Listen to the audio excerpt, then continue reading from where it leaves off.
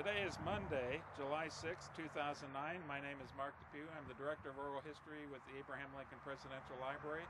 And today, finally, Sandy Wheeler and I have managed to get out to the Rail Golf Course and do our last session of filming out here. And it's a beautiful day, isn't it, Sandy? And we thought the last filming should be at the Rail Golf Course, the site of the LPGA State Farm Classic for 30 years. As a matter of fact, the sign behind me says from 1976 to 2006, 30 years of great golfers here at the Rail. Interestingly enough, and I think we mentioned this early, it wasn't always the State Farm Classic. It was the Jerry Lewis Muscular Dystrophy, then it was the Rail Charity Golf Classic, then it was the State Farm Rail Classic, and now the State Farm Classic. It's a beautiful site, but I can tell you that when those first players came here in 1976, they didn't see this beautiful surrounding. They didn't see the beautiful drive going up to the clubhouse. They saw rocks, and they saw a parking lot full of rocks. And if you think about all the players that drove up this drive over 30 years, it was amazing. We're going to be talking to Jim Johnson here pretty soon, who is the current, what is his position? He's the general manager, and all the years while we were here, he was the superintendent, the green superintendent. As a matter of fact, he took care of everything on the golf course. So now Jim has the general managership. His wife Mary runs the office, and he also oversees what's going on the golf course. Well, we wanted to start out here because you've got the sign behind you, and they proudly proclaim that they are the home of the State Farm Rail Classic, 1976 to 2006. So 30 years. 30 we've years. moved on. It no longer is here, but that's certainly part of their legacy, and I know that they are very proud of it. And you're proud of the advancements that the golf course has made while you were associated with it. Well, you know, when we were first out here, there were no trees, there were twigs. The parking lot, as I said, was rocks. There were no permanent restrooms. The ladies, the professionals, changed their shoes in the car because there was no place. There was a trailer out here, and porta potties. I mean, you know, something you always have at the golf course, but usually the players have something better than a porta potty. It was something that the co-owners of the course did to bring more attention to their new golf course, and hopefully have a housing development. And if you've been at the Rail recently, you know that all of those dreams have come true. We used to have power lines running down 18 Fairway. Luckily, over the years, those were buried, so they were no longer in the telecast, which came to us in 1993. So from 1993 to 2006, we were on nationwide television right here at the Rail, and I don't think anybody ever expected that. Okay, what I'd like to do next is head up to the clubhouse and continue our filming up there, Sandy. Let's go see Jim. Okay.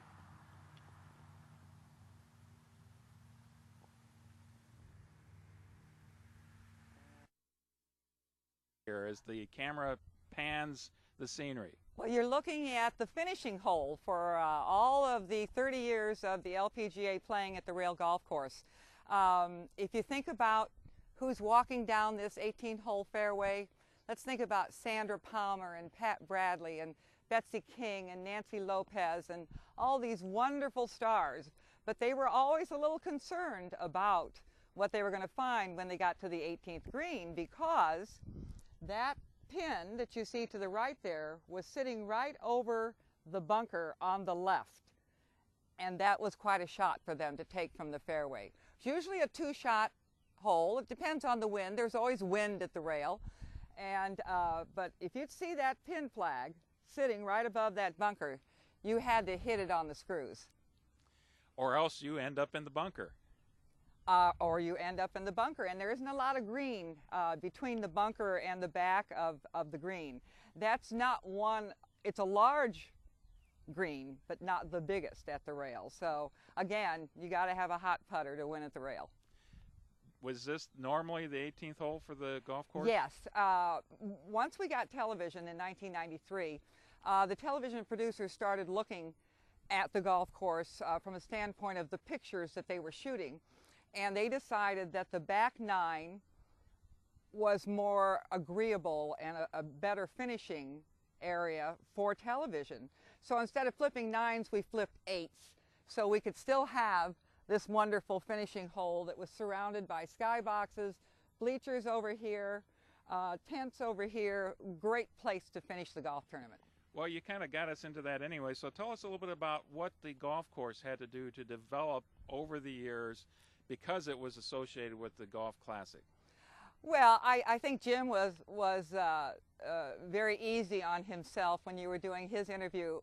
It was very, very detailed.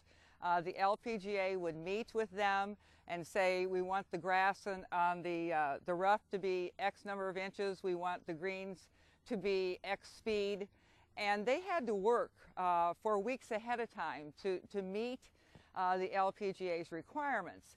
And of course, if we had weather problems, or sometimes we would put a stake in the wrong place and dig into one of Jim's irrigation lines, which was never fun, and he's standing over there laughing. I can remember once we did it right over here by 18, and of course all you did was stand there and yell, "Jim!"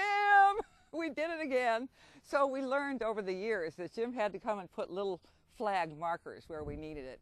Also, in our beginning years, we had power poles down 18 with the wires and everything, and thank God Mr. Sapp one year, did he throw that ball? He threw the glove, he threw the club and everything. Well, he's a frustrated golfer at the moment. But anyway, they took the power lines down from 18, which made it just a beautiful, beautiful place to finish the tournament. And you can see, I can feel the people in the grandstands and in the skyboxes cheering whoever it was that was going to win. It's obviously come a long way from those pictures we looked at a little bit earlier with Jim, with a lone tree out there on the horizon. Well, I'll tell you what, they were twigs. And there weren't any cart paths like we see here now. The improvements have been fabulous, and everybody enjoys playing the rail. And as Jim said, not many places can the everyday golfer go and play a golf course that the LPGA has played on the day before. So people were lined up here. They would leave the pin flags the same as they were on championship day, and everybody was lined up to play. It was wonderful. Tell us a little bit about what it took on your perspective in terms of an operations crew to make this work. Well, that's a story unto itself, and we needed bodies to help us. And as a volunteer outfit, we had to find help where we could. And I can say we were blessed, because we were blessed for probably 25 of my 27 years as executive director with help from the State of Illinois Department of Corrections. So we called them our friends of the state, and they came about 6 weeks before the tournament, once we moved into an office trailer out here, and worked with me hand in glove every day. They helped us move from our office downtown. They helped us move into the trailer office out here. They moved all of our equipment from where it was warehoused over the year. We had to move all that in and out. It was something that we could not have gotten it done without them. And they were happy to be out here, out in the great outdoors. They put stakes out. Anything we needed to have done, they could do. And they worked right up to the beginning of the tournament. Then they were off site. But every night, another crew from the state fairgrounds, again, Department of Corrections, would come out and police the area and pick up all the debris that might be lying around. Of course, we had garbage boxes all over the golf course and porta potties. Everything that's needed for a professional golf tournament was here. It just grew every year. What was the size of the crew that you got from them? Well, it could be anywhere from 6 to 12. And we had, probably my first 6 years, I had the same sergeant. So once he showed up, Smitty, I'd say, okay, you know what to do, go do it. And it was wonderful. And then we had, they'd change officers for me, and then I would have to teach them what needed to be done. I'd have to get Jim to help me mark off where we would have to fence in the practice area for the players, what we call the range. And all that snow fence came from the state of Illinois. The help we received from the state was fabulous, and we never could have gotten the job done without them. And these guys probably were happy to come out in the open like this and do this kind of work. They were, and we treated them like our friends. At the end, every year when we were finished moving everything off and I had picked up the last scrap off of the golf course, I treated them. I would go get pizzas and fried chicken, and we'd sit out on the rocks up the drive and have a picnic, and they loved it. I always asked them if that's what they wanted, and that's what they wanted. I got to ask you this question, Sandy. What were they wearing when they were out here working? They were wearing their official uniforms. Yeah, and they weren't hard to find. Tell us a little bit about the parking situation here at the rail. Let me tell you about parking at the rail. There will never ever be another State Farm Classic that has the parking that we've always had here at the rail. Most professional golf tournaments, people have to be bussed in to get to the golf course. Right across the main drive, out, all the way out there. Where we started this morning? Where we started this morning, but further out, there's a huge, huge field. And Mr. Sapp would have his people come, Jim would have his people come, and they'd mark it off for parking. And our friends of the state also had to put snow fencing all along that big, huge field, so the spectators couldn't walk in without paying. That was always an issue. You know, most golf tournaments don't worry about the gate or what they take in ticket sales at the gate. It was very important to us because we didn't have a title sponsor. So people sneaking in would make me crazy. And Jim knows that. And we don't want to have you crazy. No, won't work. Okay, and a little bit about the corporate caddy program, and maybe just as important in that, transportation for the players once they hit town. Well, the corporate caddy program was something that I developed when we realized that we needed a big purse increase. I mean, that was always the issue. It was not, what are they playing for at the beginning of the year, or what are they playing for at the end of the year? What are they playing for in that circle of time around us? What's the purse the week before us? What's the purse the week after us? So we look at that early in the year, and then we say, oh, we got to do something. Now, this was before State Farm. And I went to the board and I said, we really need a purse increase, and it should be about $100,000, which was, you talk about a big gulp, you know. And so we sat down and came up with this idea that we needed 4 $25,000 sponsors. It was the one and only time that we hired an agency to help us develop a program that ended up being a corporate caddy program. We invited all the CEOs of all the businesses in Springfield to a cocktail party, and we laid out the whole program. We told them why we were doing this, and that we needed $100,000 and we needed 4 $25,000 sponsors. And when we left that night, we had them, which was most amazing. But the funniest thing was that I had a tournament sponsors meeting about a month before, when all the tournament sponsors on tour would come together. We had an association, and I was telling them, you know, that we were going to raise the first $100,000. They'd say, "Who'd you get? How are you going to do it?" I said, "I don't know. I'll figure it out when I get home." So that's exactly how it was, and it was very successful. They stayed with us for a long time as we grew. And the transportation for the players once they hit town? Well, we had transportation cars and a transportation committee. You know, there were 1,200 volunteers, all segmented into committees and committee chairs.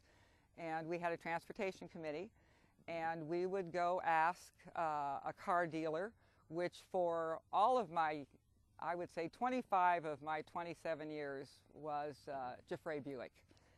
And Roger Sables was just absolutely fabulous to us, and he would give us the 12 cars that we needed for the players. And then, as again everything got bigger, we started getting a car for all of our past champions.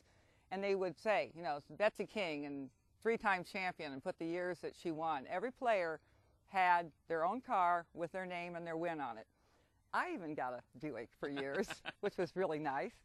The last 2 years, Buick started pulling out of of the providing cars for pro tournaments, and that really put Roger and Geoffrey in a tough spot.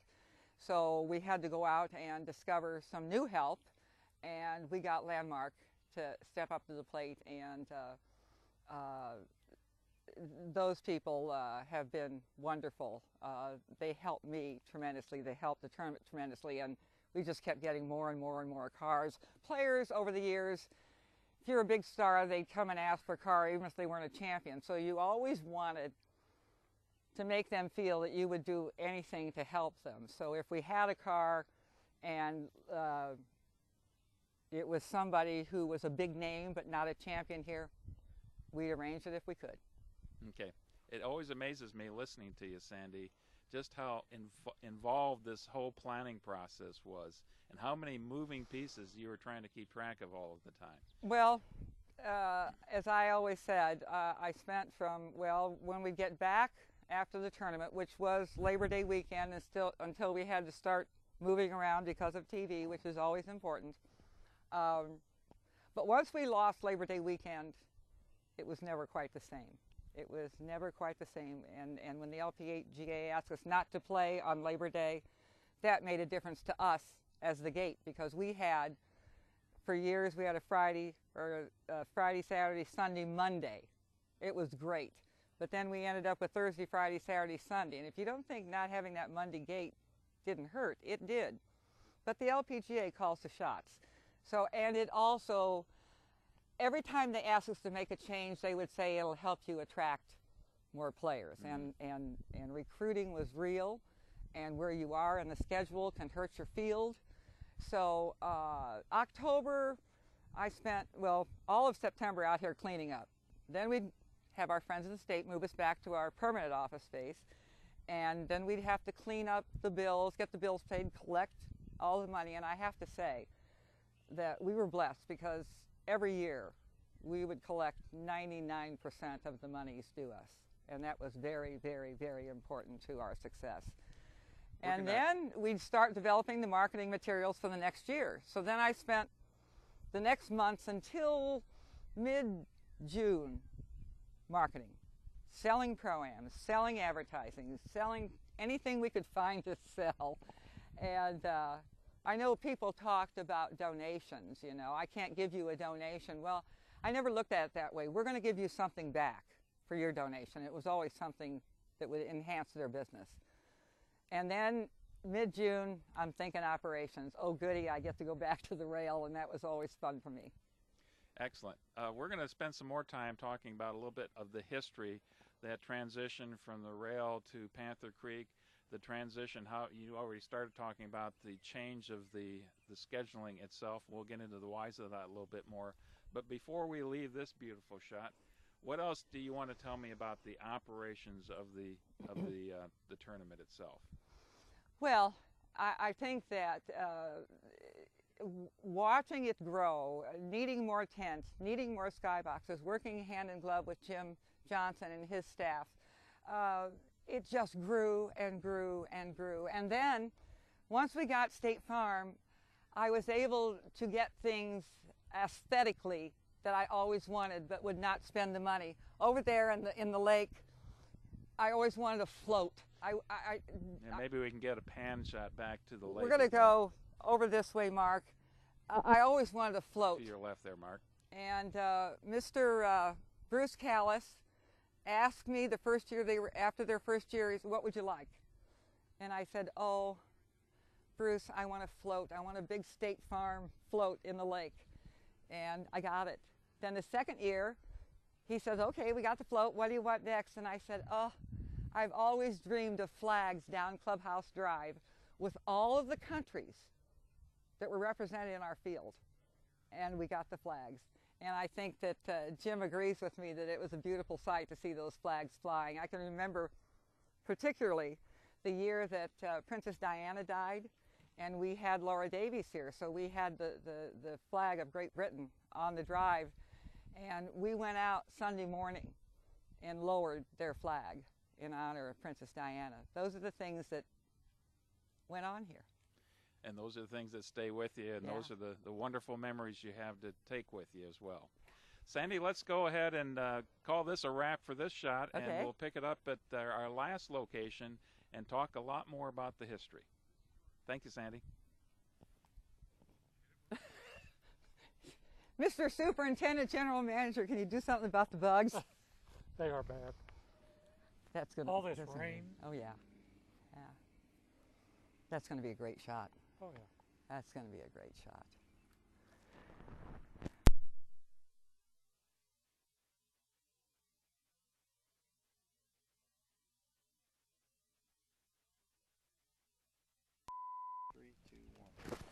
Okay, Sandy, we are here at a different location in the rail. Tell us what we're looking at now. Well, you're looking at the first shot was the clubhouse and the deck, where I got to tell you, our spectators for the golf tournament love to sit on that deck, because right below the deck is the putting surface, practice green, where the players would practice, and right behind us is the practice range, where all the players would line up and practice hitting their long shots. And we had a situation here where we'd put all their names up.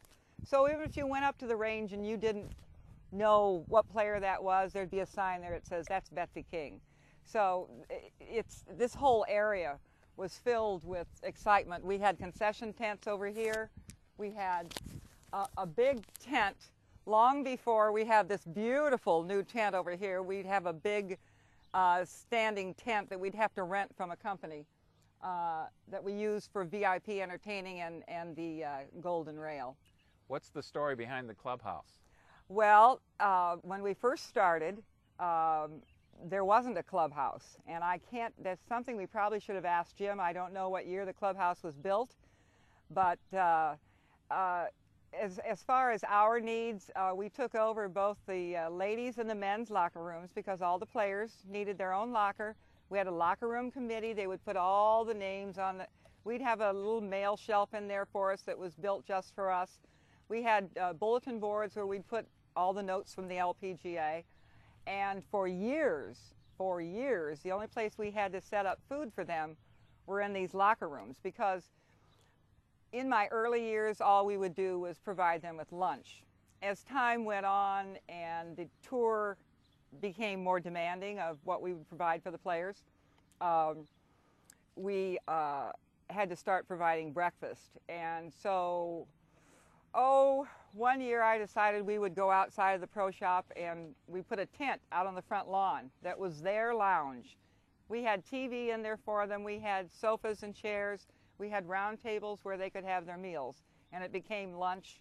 It became breakfast and lunch every day. So a player would go in, and the LPGA dictated to us what we had to put out for them for their buffets. If we missed something, oh, Lord help us. They would write us up. At the end of the year, we get a report every year, say, you did this right, you did this right, you did this right. Oh, by the way, you didn't do this right. So we look forward to getting that every year. Then right towards the end, we negotiated with the ownership and Jim to take over the snack side of the clubhouse, which they had used for their own concessions over the years, because we needed a better situation. So we took that over, and they were inside, and that was really neat that we were able to do that. But feeding them was always an issue here at the rail. Last time we had an interview in the studio, we went through an awful lot of the history, year by year, the tournament winners, things like that. We came up to 2005. What we didn't talk about that happened in 2005 was an important decision that you were making at the time. So tell us how you came to the decision that the 30th anniversary would be your last year with the rail. Well, burnout is real, and things were changing within the board structure, and I guess I had been around so long, I thought things should be this way, and maybe they thought things were going to be that way. And it just seemed to be the right thing to do. We announced it in the fall of 2005, which gave the board time to look for someone new. I did want to do the 30th anniversary. There was no way I wasn't going to do that because the 25th celebration of the Classic was phenomenal, and I came up with some ideas that would make the 30th anniversary fun. And we did, of course, an off-site party. We called it the Taste of the LPGA, and we asked our player friends to come in, send us a recipe, and we would get the chefs in Springfield to prepare the foods from the recipes that the players provided us. Now, not all the players gave us recipes, so the chefs went ahead and fixed what they wanted, but the players served it, and it was a lot of fun. The ballroom at the Hilton, excuse me, was full, and it was a great evening to celebrate 30 years of golf and charity. So you went out with class. I think so. I think it was a fun night, and the last tournament was very, very, very hard for me. It was the year of the Solheim Cup, so we had things to do here at the golf course to celebrate the fact that they were leaving Springfield and going to the site of the Solheim Cup to be played at Cricket Stick in Indianapolis. Nancy Lopez, the captain of the American team, was here. The captain of the European team was here, and some of the players were here, and I called the LPGA. They would fly the players around to where they had to go. I said, you don't want to fly to Indianapolis. They'd have to go to Chicago and then take a puddle jumper. I said, bring the big tour buses in here. And so they did. And we not only saved them a lot of money, it created a lot of fun atmosphere here because we pulled them right up on the cart deck. And the Europeans were out there decorating their bus. They had all the blue and the yellow, and they were just doing great things. And I'm looking at the American team bus, and nothing's going on. So I ran into which was then the LRS Golden Rail, which is this tent where we had a lot of red, white, and blue bunting, and we had player pictures. I tore things down and went out there and decorated their bus because nobody else was doing it. And we had, at the end of tournament, we had the Scottish bagpipers, and we also had, for the Europeans, and we also had the U of I, a small marching band, so for the Americans. And we brought them up 18. It was just, we had speeches, and by the time it was over, it was very hot that day. We had a new champion. It was Pat Hurst, and I passed out. I did. They had to take me in the bus and cover me with ice, and it was emotional, but I was also very hot and tired. Well, yet another sign that says maybe it's time to step down. You know, my family and my siblings specifically had been begging me for some time to do this because they observed the stress of what comes to fruition here every year. And I always look pretty beat up after it. You got a guy sitting next to you that could tell you. Mm-hmm. Because I would do whatever had to be done to give Jim Johnson back the rail the way it should be. And the fact that we had players in here immediately after the tournament, it was important. And needless to say, my friends at the state were back, and we worked hard. Some years it was very difficult, especially if we've had a lot of rain. But you would find me in a cart, picking up whatever needed to be picked up, and trash bags everywhere, but we got the job done. Well, you've given us a good idea of why it was time to move on, but was it difficult? Was it a difficult transition to be retired? I know how you like that word. You know, I don't like that word, and I, you know, here we are 4 years later. I'm still trying to find what it is. I'm eventually going to.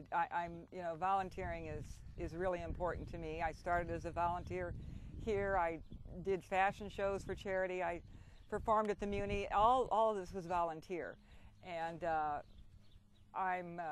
one of the things that I'm doing on an annual basis is directing and producing special events for the World War II Memorial at Oak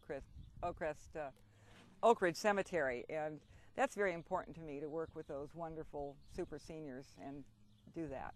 I don't think you've told us about how and why you got involved with that project in the first place. Well, A wonderful gentleman that just passed away sat on a board of directors with me for Gateway Foundation, which was one of the tournament's charities. Who was that? Don Beck, and we just lost Don about a month ago. And he called me one day and told me that they were trying to raise the money to build this memorial at Oak Ridge. And I had to tell him what I had to tell a lot of people that asked me to help with fundraising for their situation. I can't. I have to raise so much money for the golf tournament that it just doesn't work well for the tournament. It wouldn't work well for the other situation. So I told him that, but I knew somebody that needed something to do, and that was my retired husband. So Bill says he was commandeered, but with Bill's background in radio and my background with running news conferences and working with the media with the golf tournament, he was named to the board as Director of Public Relations, and I was the woman behind the man producing the first press conference announcing that they were going to raise the money for this. And that's the way it's been ever since. The memorial is now 5 years old, and probably one of the happier days in my life was at the dedication when there were 5,000 people, veterans, standing out there cheering. One guy, we had to bus people in there because there was not enough parking. We parked them at the state fairgrounds and bussed them in, and this is on the video of the dedication. This one veteran comes off the bus and he looks at the camera and he says, "It's about time." And that's pretty much what it's been, is to work with them and see what that memorial means to them.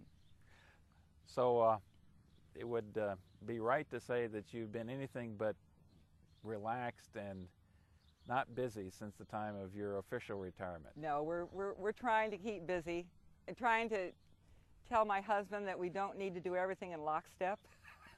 That's probably been the biggest adjustment, you know, when you've worked as many years as I did. That's been quite an adjustment. Let's go back to the golf tournament. Okay. Because we left it at 2005. 2006 is an important year. It moves out from here to Panther Creek. And like anything in those kind of circumstances, there's a story there as well. So I'm hoping you can tell us a little bit about the reasons behind that move. Well, it certainly wasn't a happy time. And the LPGA commissioner came to the tournament and sat down with the president and a couple other members of the executive committee and said that they would no longer play the rail. That if the tournament remained at the rail, the LPGA was pulling out of Springfield. This couldn't have been a surprise to you, though. Well, they'd been making noises. We knew that they wanted a better facility for the players, i.e. a country club style clubhouse, just all kinds of things. It all had to do with the growth of the tour and what the players expected. I can only say what Jim said earlier, and that was the players loved coming to Springfield. I remember one year a player said to me, "Coming to Springfield is like coming home, and there aren't many homes out here." And that was the most beautiful thing a player ever said to me in all my years. I thought, this is exactly. They also said, "We aren't an event in Springfield, we're the event." So leaving the rail was really, really, really tough. And from a spectator standpoint, the spectators don't have the convenience of watching several holes at once when they would come to the rail. You could find a spot up on one of the little hills over there and maybe watch 3 holes because the holes are contiguous. At Panther Creek, you've got to walk the cart paths in and out of the housing things. So from a spectator standpoint, a little tougher. Facilities for the players, okay. You know, they've got what they wanted. They've got a country club setting. Panther Creek, I don't think we mentioned, is located where? Well, it's out west, whereas we are north here at the rail. It's out west, and it too was built from the standpoint of a housing development. Out west in Springfield. In Springfield, oh yes, it's just before you get to Chatham. It's in Springfield. So it's on the southwest side of town? I'd say that's right. Okay. You know, directions are not a good thing with me. If you had a chance to talk to Jim again, he could tell you about my first 2 or 3 years out here, and it'd say south and west and east. I didn't even know where the holes were. I was not a golfer when I took this job. So somebody'd say, go out to number 7, and I'd say, what? Mm-hmm. But Bloomington is the headquarters Yes. for State Farm. Why Yes. not Bloomington? Why not another town? I will tell you exactly what State Farm, and you know, this was the toughest thing, to be able to finally land a title sponsor, to finally have nationwide television, all the dreams that we ever had for this golf tournament. State Farm did not want this tournament in Bloomington. End of story. They said, we're overexposed in Bloomington, we don't need it. They looked at us. It was very important at that point in time that to Mr. Bruce Callis that we play on a public golf course, that we were financially successful, so we didn't have to look to them, as many tournaments did to title sponsors, to clean up the losses, and that we were giving money to charity. And we were so successful on all those fronts. So this is, we did everything, we had everything that State Farm wanted, and they had everything we wanted. Which makes for a happy marriage. It was a very happy marriage. I can't tell you the attitude of their employees that would come and work with us. It was, and I told you when we were out on the golf course, the things that they would do, my little dreams for how we looked. You know, to see the flags flying down, but we also had the flags flying on the bleachers, and it was, you know, Mm-hmm. it looked wonderful. How did the players take to the move, to the change of venue? Well, it's what they wanted. They have a big fancy locker room, which we did not have here at the rail, but we certainly made do, and we treated them like golden. Everything we could possibly do for them, we did right here. Did the tournament manage to retain all those quaint aspects that the players loved about coming back to Springfield every year? No, but you have to understand, Mark, that those eligible to play on the tour changes every year, and the new blood coming on, we're looking for more. But when you know that a player of the stature of Nancy Lopez would play here over and over and over again, and Betsy King and Pat Bradley, all Hall of Famers, they made this tournament. They made this golf course what it was, Mm-hmm. and is. Would you say that this was a successful move? Oh, maybe you're asking the wrong person.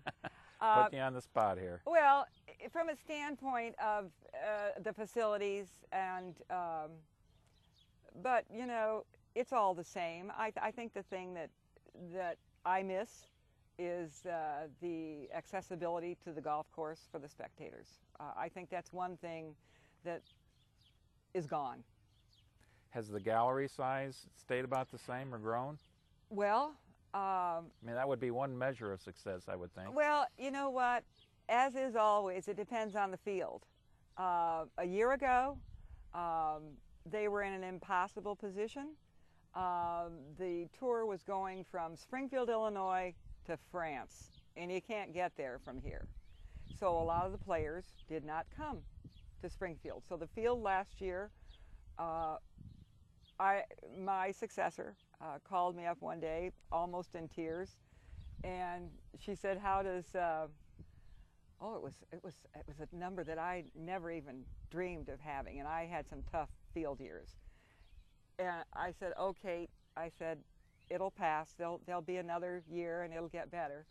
Well, changing the dates for this year and going to the LPGA Championship after us created a fantastic field. They had 9 of the top 10. They had 99 of the top 100. Never in the history of the tournament did we have that. It just so depends on these travel. For years they went from Springfield to Portland, Oregon. Players didn't like that until the commissioners, as the years went on, finally got smart and tried to start putting together a travel schedule that made sense. And the spectators at Panther Creek this year, record set on Thursday, record set on Friday. We had iffy weather. I'm trying to think. Saturday I was doing an event for the memorial. It was a 65th anniversary of D-Day, so we weren't out there Saturday. But the weather started going at noon. And it's not just the weather in Springfield. It's the weather around Central Illinois. So it could be beautiful in Springfield and pouring in Decatur, and they're not going to come because once that $20 is in the gate, there aren't any refunds. I mean, that's it. So Sunday, the weather was very, very, very iffy, but they had a big crowd and they had a big finish. Let's go through the year's Labor Day weekend in 2006. Winner is Annika Sorenstam. Doesn't get too much better than that, does it? It doesn't. And that year, the purse was, for her, was $195,000. Now we're talking serious money. We're talking serious money. When you consider the purse in 1976 was the largest purse on the LPGA Tour, and it was $100,000. And you always think twice your purse for your expenses. And the first time I saw a budget, another something they had to teach me, how to budget, it was $180,000. Now that means you had to pay the purse and pay all the expenses. The one thing that I think I talked with you about, though, is we were everywhere with our hand out, getting contributions to make it work, right down to those old caddy buckets that I told you about. 2007, it's still Labor Day. It's at Panther Creek. And the winner that year is Sherry Steinhauer. Anything stand out for that year? No, other than Sherry Steinhauer is a delightful, delightful person, one of my best friends. We were thrilled to see her win. And her parents, she's a Michigan girl, and her parents always came every year to the tournament from Michigan. And as her folks got older, we had to provide the little electric carts so they could get around, those little personal carts. Now you would think, well, there's nothing to that. You just get the little things and you plug them in. Well, it was a big issue for us because we couldn't find a place to plug them in. Even for all the power lines that we had to run around this golf course and the TV cables and everything else, finding a place to plug in those 2 carts. And they had to sit outside because we didn't have any tent space for them. And then it rains and it's, oh, the things you dealt with. It's the nail that kept the shoe on the horse, that kept the horse in the battle. Exactly, kind of thing. Exactly. This is an important time as well because it's after this year that the tournament started to jiggle around the dates a little bit. Well, it was last year that they started with the dates, and that's how they ended up with the July date that put them right before France. This year, they worked hard to find better dates, and they certainly did so. But what drove the change of dates in the first place? It's always television driven. It's always television driven. You know, some of my friends, some of my counterparts that had TV over the years, long before we did, would say, oh, why do you want television? It drives your tournament. And I couldn't buy that. I thought, you know, we've got Labor Day. We've always played on Labor Day. We're not going to change. Well, it's very important to State Farm. These are the things I learned over the years by doing. It's very important to State Farm to have the best possible exposure. And we weren't always getting it with ESPN, and or we'd think we were all set and ESPN would find something else they wanted to do, so it was always an issue. This year, in changing the date, State Farm was actually able to put the Classic on network television, on NBC. NBC had an opening and State Farm grabbed it and ran. You're saying in 2009? 2009. 2009, absolutely.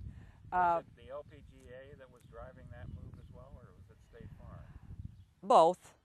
Both. The LPGA has to put a schedule together. I mean, it's right now. There are no contracts anywhere.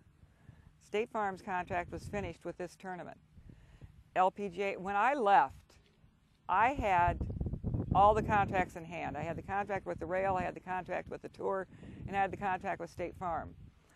Then they signed a new one to go to Panther Creek because they wanted a 3-year deal. It doesn't make sense to change everything you do in your printing program and everything for a 1-year shot. It just doesn't work financially. So they have to come together, and that's the spit wire and glue that they're dealing with now. State Farm hasn't re-signed yet because they're looking for dates. The LPGA hasn't come up with dates that will work for us tour-wise, field-wise, and for Panther Creek. So all that has to work. It was much easier to deal with the rail in those circumstances. Much easier to work with the rail. Was there something about Labor Day weekend that they wanted to kind of steer away from? Well, this goes back when maybe when we first stopped playing Labor Day. The tour had something to do with that, travel-wise, but also so many State Farm employees were coming and working the tournament. And State Farm was really kind of happy to get off that holiday weekend for the sake of their employees. And what are you going to say when you've got 200 plus coming to Springfield every year? So it's how it came together. Looking back about 2 or 3 years now, there's been 2 major changes in this tournament. One, obviously, is the change of venue going from the rail to Panther Creek. The other one is the change of dates. What do you think had the biggest impact? Television. that old. One of those 2, though, had the biggest change. You mean the change of dates and television, or the move to Panther Creek? The move to Panther Creek. The move to Panther Creek was for the players, for their facilities. It's my humble opinion that the golf course isn't any easier, any harder than the rail. I happen to be a member out there, so I know the golf course pretty well. I think it's a matter of keeping all those things together. You're not going to get Panther Creek on a holiday weekend. It's not going to happen because that's big for the membership. I think one of the dates that the LPGA put in front of the tournament for next year was the 4th of July. No, 4th of July. Club says that's not going to happen. So all these things have to balance. And from a tournament standpoint, a great field. And now we're spoiled. Having 99 of 100 is a killer. I mean, Jim and I we wouldn't have been here. We'd have been over the moon somewhere. Let's continue our timeline. 2008, okay. You talked about the change of dates. It was actually July 17th through July 20th at Panther Creek. Yep. A very hot weekend. Yes. And the winner was Ji Young-oh. Yep. And the field was weak. I mean, there's only one way to describe it. There's no other way. What was the big draw that weekend? Was it Lopez? Michelle Wie was out there. Oh, that's right, Michelle Wie. Michelle Wie got disqualified for not signing her scorecard after her Saturday round, and she was playing. And yes, that drew a lot of people. That was her first time here. To say nothing of the fact that I had tried and tried, but she was getting all these sponsor exemptions in the big tournaments because she was such a phenom. And the many times I was interviewed about Michelle Wie, I said, she's so young. When are they going to let her grow up and be a teenager and have fun? So that was, they expected a big crowd on Sunday, but once it was announced that Michelle Wie had been DQ'd, they didn't have such a big crowd. Under the most peculiar of circumstances, the kind of thing that anybody who's not a golf fan can't even begin to understand. Well, when a threesome finishes the round, they and their walking scorer, now this is another committee for the golf tournament, a walking scorer walks along with the threesome, marks every stroke, and the player also keeps one of her competitors' scorecards. When it's all finished, they all have to go into what we have as a scoring tent, and there's 3 volunteers there, and sitting in front of each player, caddy is kind of hanging in the background to make sure there aren't any mistakes made. The walking scorer is sitting down at the end. And they start going hole by hole and reading all the scores, and they all have to say the same thing. When they finish doing that, and those have been signed, they can get up and leave, and then they can go out and sign their autographs and get ready for what tomorrow brings. Somehow Michelle got distracted, and I'm not sure how, because I was no longer privy to an inside the rope position. That's the hardest part, not being able to get inside and get... You'd love to, huh? I did it this year. I had some players I had to see this year that hadn't been here in a while. Anyway,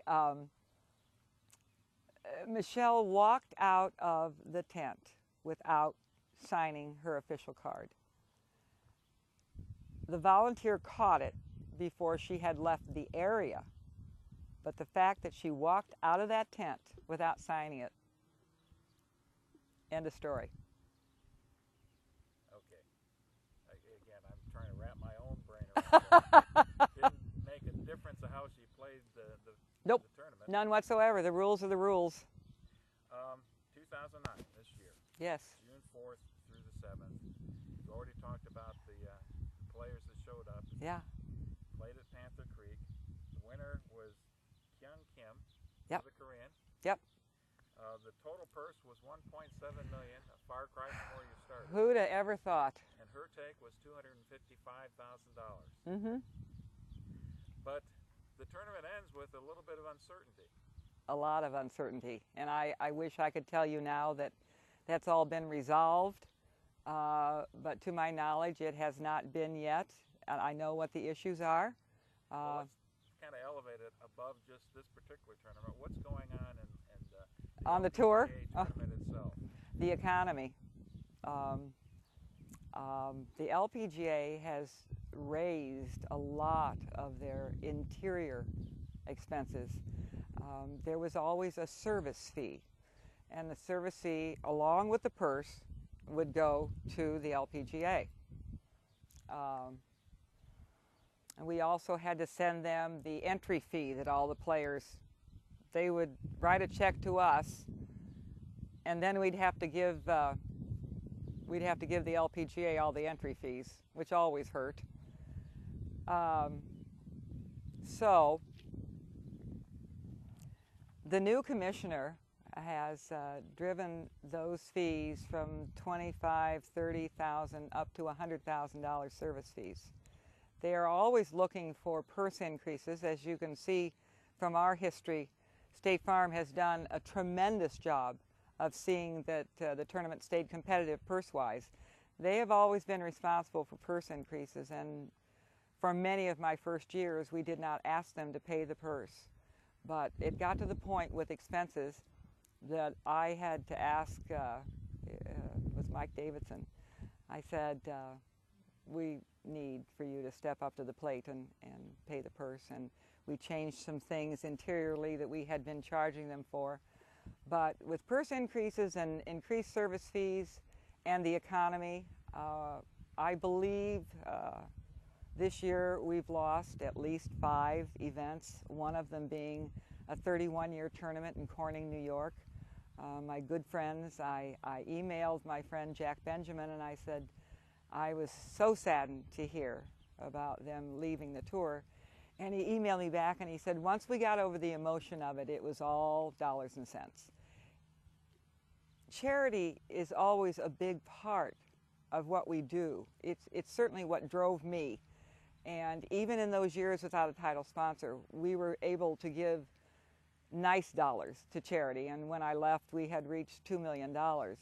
And what Jack was saying is with the increased fees, their charitable contributions were taking a dive. And they just weren't going to do that. and I understand the tournament that's playing this weekend in Toledo is on the bubble. Oh, players love Toledo, love the golf course. Tournament in New York's gone. Tournament in Phoenix, they played without a title sponsor this year, and it precedes the Nabisco tournament, which is a major on our tour. They don't have a place or a sponsor yet for next year. So we're all holding our breath here about the State Farm Classic.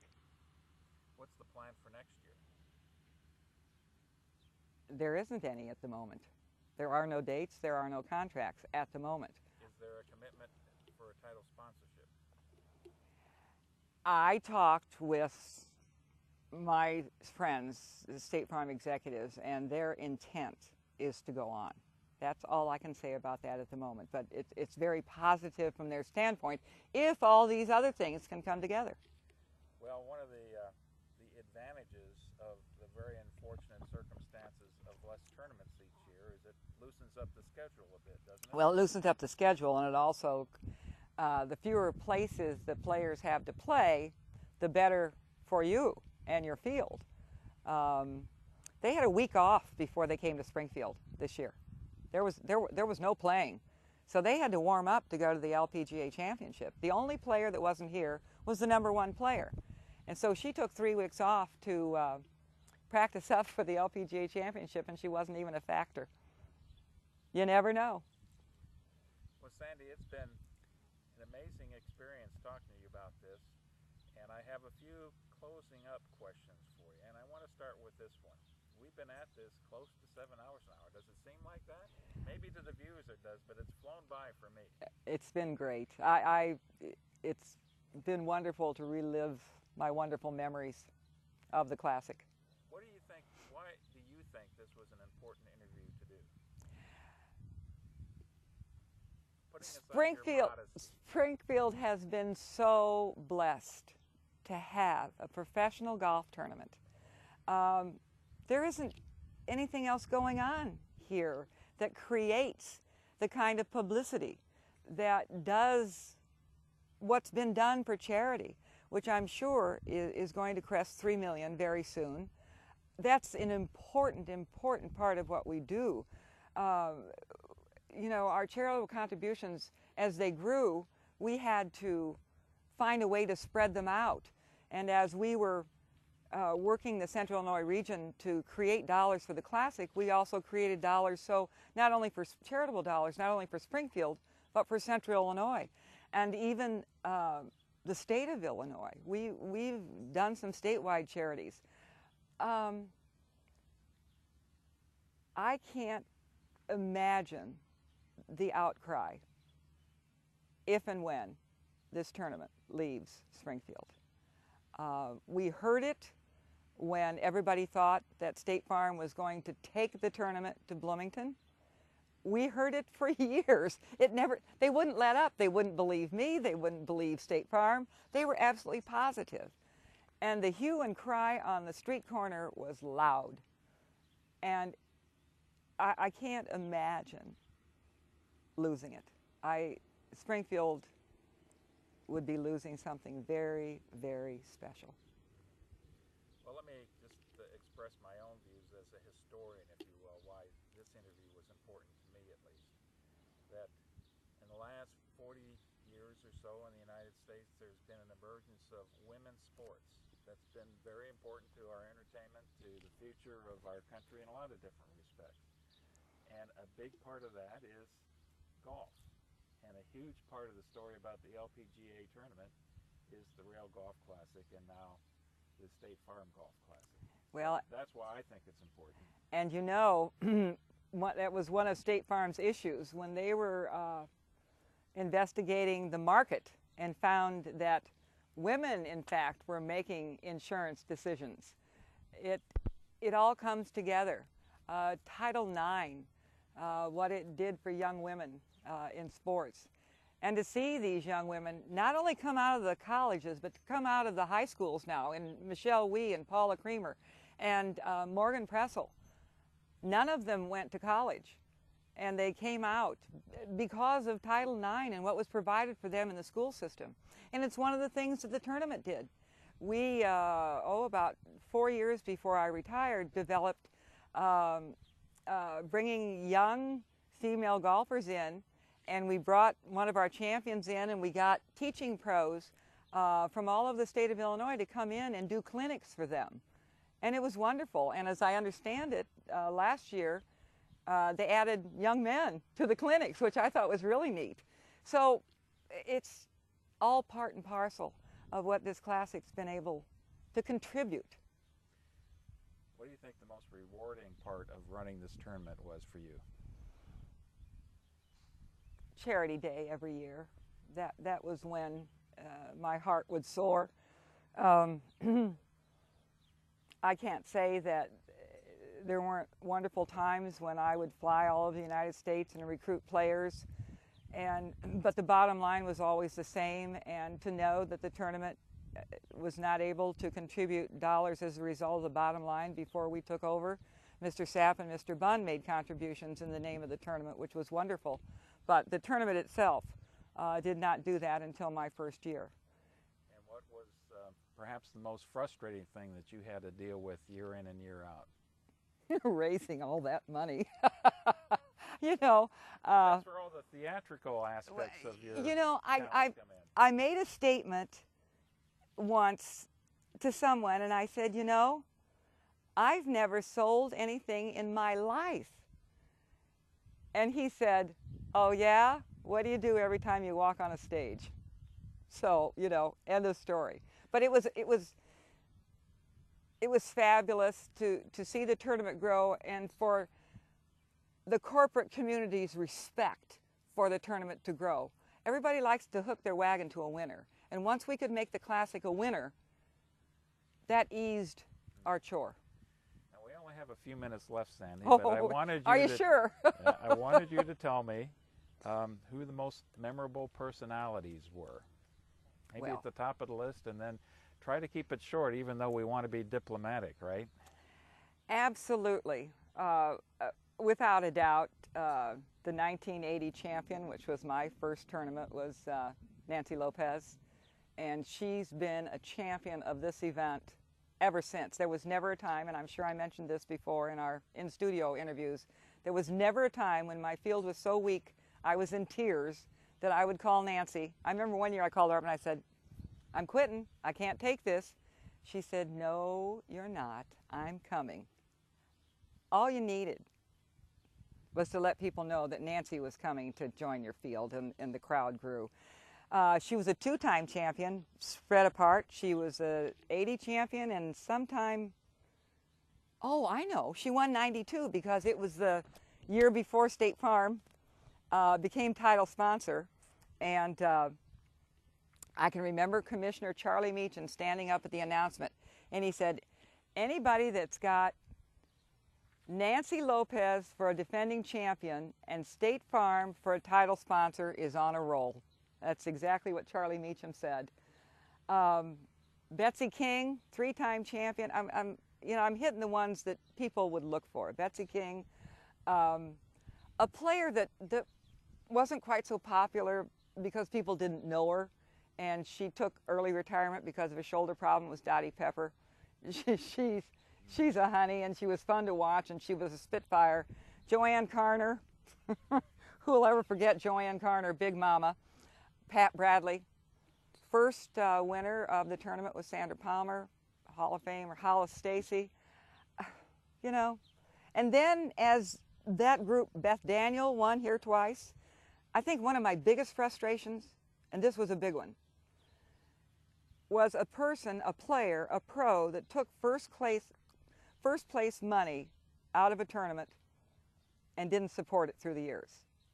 I won't name names, but there was one in particular that really bugged me to death, and it was Rosie Jones. This was her first win, and I would crawl on my hands and knees and beg her to come back.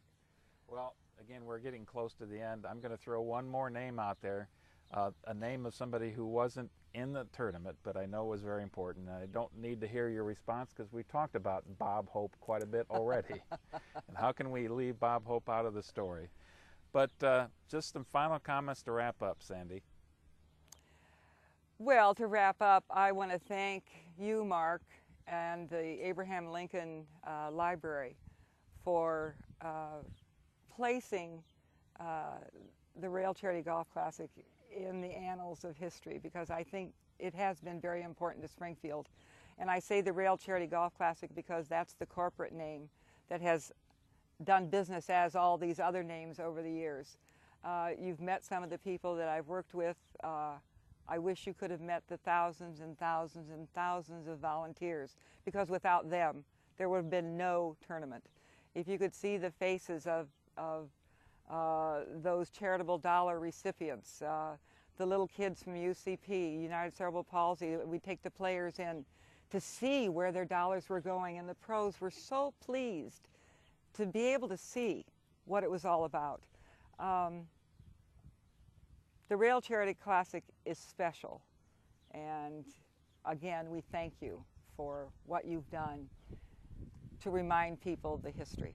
Thank you very much, Sandy. Let's hope that 20 or 30 years from now there is still a golf classic, and what better legacy for somebody like you who spent all those years in the trenches making it happen. Thank you very much, Sandy.